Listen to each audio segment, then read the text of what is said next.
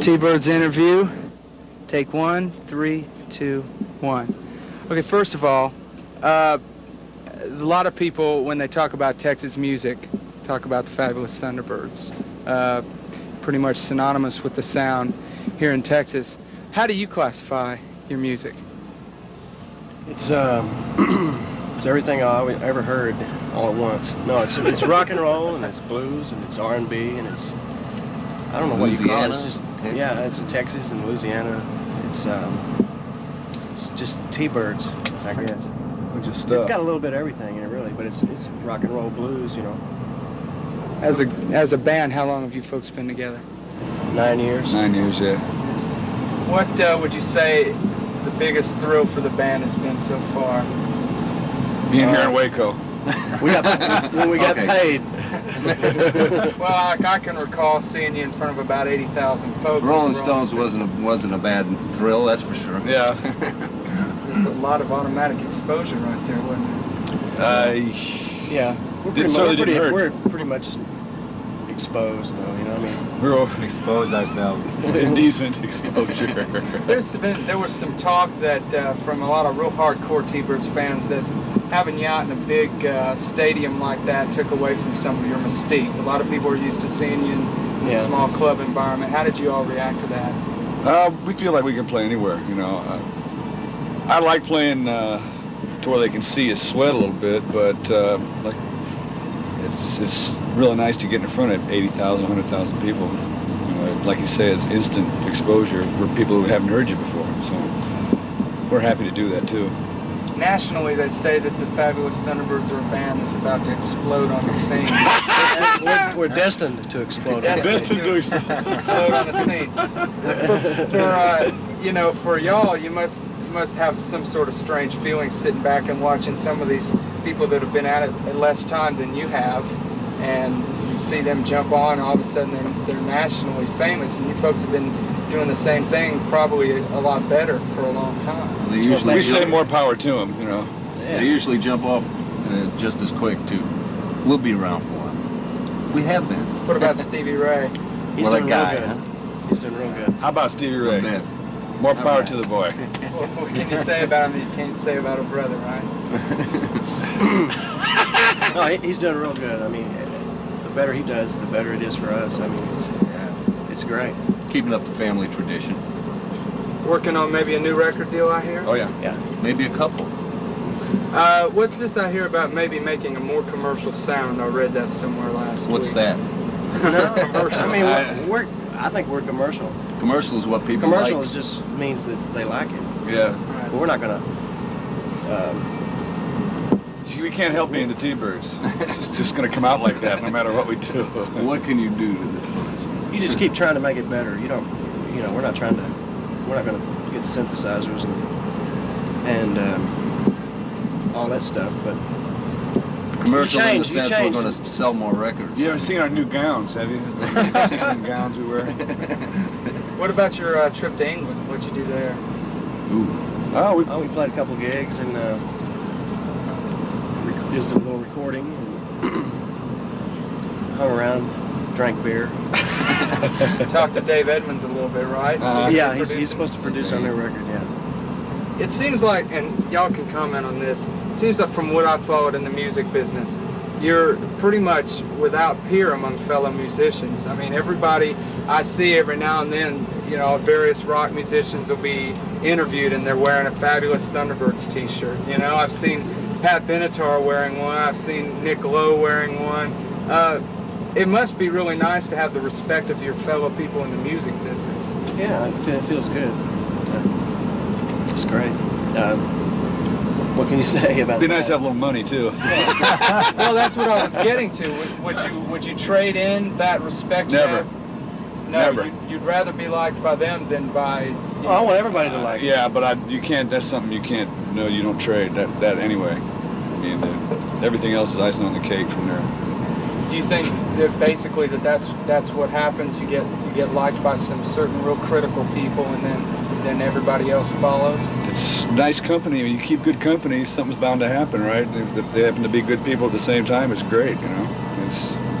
What do you think rhythm and blues has been doing nationally? Have you've watched what some songs that you might could say were rhythm and blues tunes? Well, see, it's always been here. People say it's coming back, or it's, what do you call it? The resurgence. The resurgence of R&B.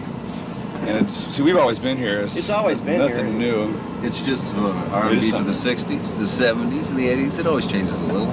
Right, and sometimes it's in the arenas, sometimes it's in the roadhouses, but it's always in the roadhouses. Yeah, I don't think it's R&B, that's coming back. I just think whatever people do, if it's good, It's people coming back to R&B. Yeah, whatever. If it's good, they like it, right? All day. See, what do you think about the rockabilly acts like the Stray Cats? It's a good band, great band. Yeah, we did a few. We did a bunch of shows with them. We played with them. Oh, really? They're fun. Fun guys, huh? Well, are you kind of hesitant about great worldwide success, or is that something that Not you're at all. striving for all the time? Definitely striving for it. Everybody wants to be successful.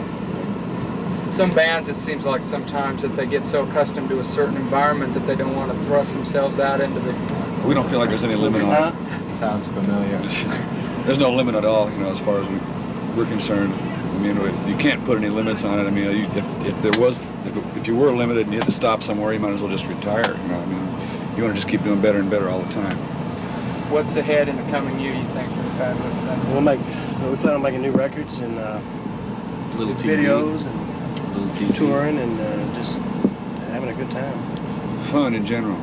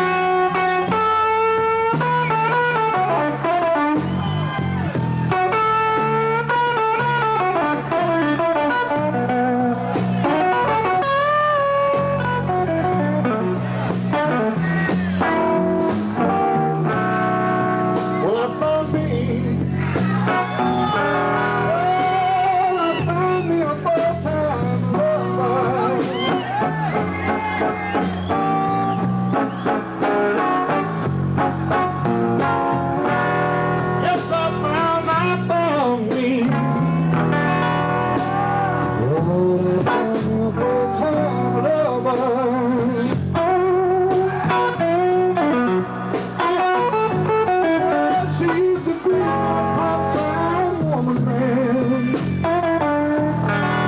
but she's more full-time up and down.